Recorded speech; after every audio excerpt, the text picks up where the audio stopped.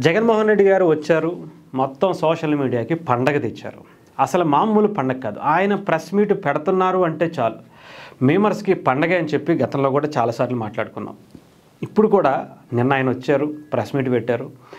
ఏమన్నా అద్భుతమైనటువంటి డైలాగ్ సహా ఏమన్నా పంచి డైలాగులా నిజంగా సినిమాలో ఏ హీరో కూడా ఏ కమెడియన్ కూడా అంత అద్భుతంగా రక్తి కట్టించలేరేమో అనిపిస్తుంది.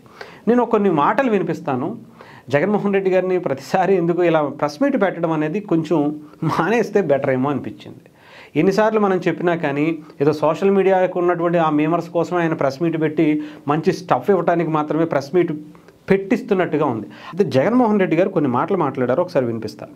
ఈరోజు ఈ పరకామణి కేసులో ఆశ్చర్యం కలిగించే కేసు ఆశ్చర్యం కలిగించింది. తప్పలేదు, ఎందుకంటే దొరికేశారు కాబట్టి ఆశ్చర్యం కలిగించింది. దొరకకుండా చాలా మేనేజ్ చేశామే, అందుకనే మరి ఎలా దొరికేసింది అనేటువంటిది ఆయనకు ఆశ్చర్యాన్ని కలిగించింది. పరకామణి అనేది కేసు ఏంది అని ఒకసారి చూస్తే ఆ రోజు హుండీ డబ్బులు లెక్కిస్తూ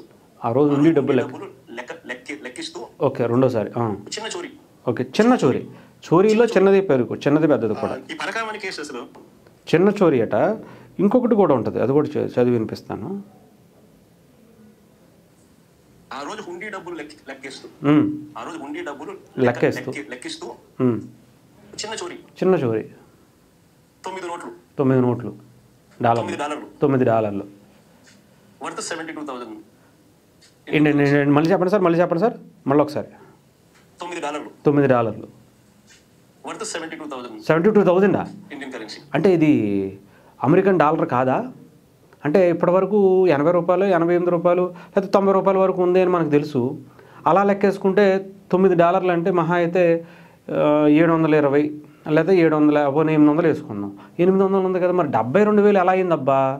అంటే జగన్మోహన్ రెడ్డి గారు మరి గతంలో ఆయన స్కూల్ ఫస్టు, ఇంటర్లో కాలేజ్ ఫస్టు, డిగ్రీలో ఇంకొకటి ఫస్టు, అన్నీ ఫస్ట్ అన్నీ ఆయనే కదా అసెంబ్లీలో ప్రకటించుకున్నారు. మరి అలాంటి వ్యక్తి తప్పులు లెక్కారు.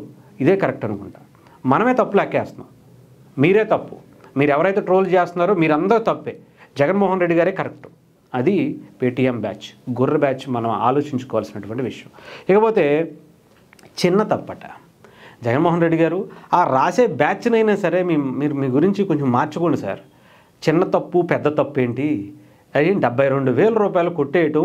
ఎవరో ఒక భక్తితో వెళ్ళినటువంటి భక్తులు ఆ దేవుడికి సమర్పించినటువంటి ఆ హుండీలో దాన్ని 72,000 కొట్టేస్తే ఒక రోజుకి మిగతా ఎన్ని కొట్టేసాడో మనకు లెక్కలేదు, దొరికేసాడట. అది చిన్న తప్పట. $9 మీరు లెక్కేసుకోండి. నేను తప్పు అనిపిస్తే కనుక మీరు గూగుల్లో ఈ రోజుకి సంబంధించినటువంటి డాలర్ రేటు కొంచెం పెరిగింది అంటున్నారు కొంతమంది. ₹90 వరకు వచ్చింది అన్నారు. ఎంత అవుద్ది?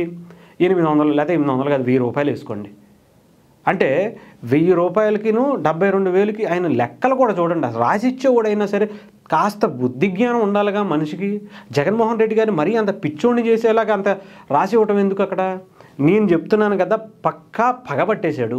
జగన్మోహన్ రెడ్డిని పిచ్చోడిని చేయడానికి అక్కడ కాసుకొని కూర్చుని ప్రెస్ మీట్లు పెట్టేస్తున్నారు ఆయనతో.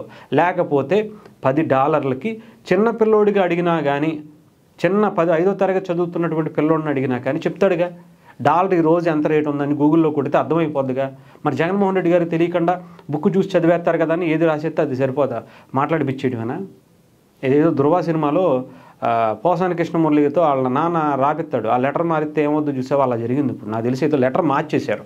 కుట్ర పన్నారు జగనన్న మీద మీరు. లేకపోతే ఏంటి? చిన్న తప్పు అంట, పెద్ద తప్పు అంట.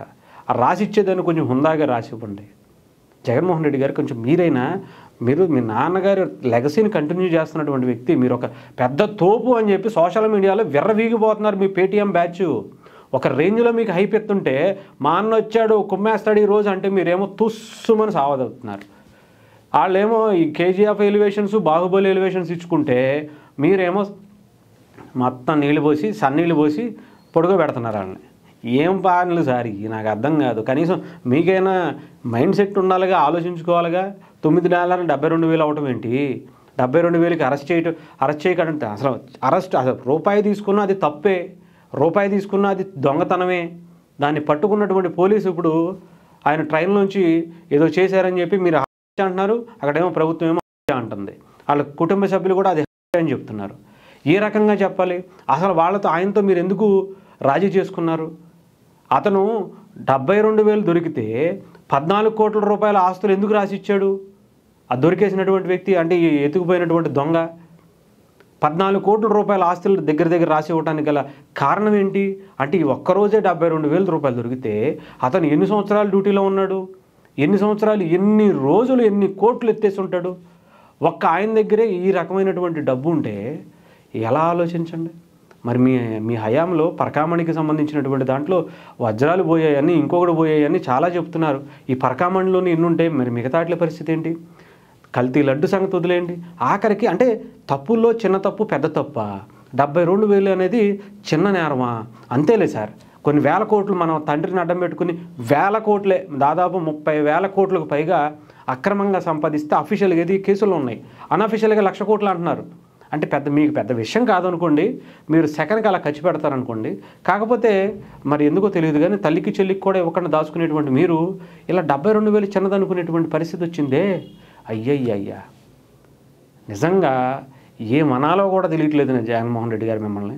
మీరు కనుక ఇలాగ ఆంధ్రప్రదేశ్లో మాట్లాడడానికి ముందుకు వస్తే మీరు వాళ్ళు ఇచ్చే ఎలివేషన్స్, మీరు ఇచ్చే పేటీఎం డబ్బుల కోసం కక్కుర్తిపడి మీకు ఎలివేషన్స్ ఇస్తున్నారు కానీ అమ్మనాబూతులు తిట్టుకుంటున్నారు స్వామి.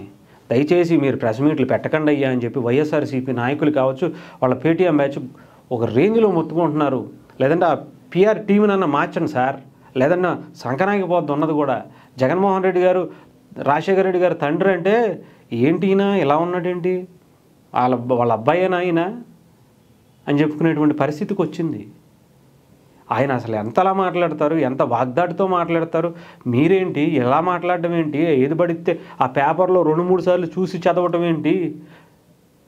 పరకామణిలో డబ్బులు లెక్కిస్తుంటే అని 2-3 సార్లు చెప్పడం ఏంటి? ఎన్నిసార్లు వచ్చినా ఆ పేపర్ ముందేసుకుని చదవటమే తప్ప మామూలుగా ఆయనకి మాట్లాడటం రాదా అని చాలామంది అనుకుంటున్నారు. ఒకసారి కొంచెం చూసుకోండి, ఆ పిఆర్ టీం లేకపోతే మమ్మల్ని పెట్టుకోండి కొంచెం. మీరు అంత మరీ అన్ని డబ్బులు మాకు అవసరం లేదు కానీ రోజుకి 72,000 దొబ్బేసే అంత పరిస్థితి మాకు అవసరం లేదు కానీ జీతానికి నిజాయితీగా పనిచేసే వాళ్ళని కొంతమందినన్నా పెట్టుకోండి సార్. లేదంటే మీరు ఇంకా అయిపోతుంది, కామెడీ పీస్ అయిపోయారు. ఆంధ్రప్రదేశ్ తెలంగాణలో కాదు, భారతదేశంలో మీ అంత అద్భుతంగా పండించేటువంటి నాయకుడు ఎవరు లేరనేది అందరికీ తెలిసిపోతుంది.